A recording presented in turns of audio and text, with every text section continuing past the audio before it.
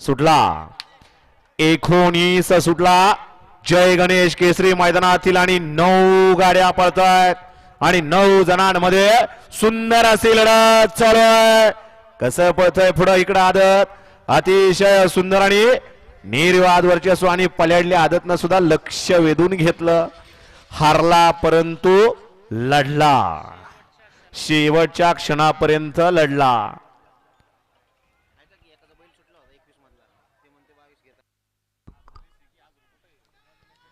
घ्या चला निकाल घ्या।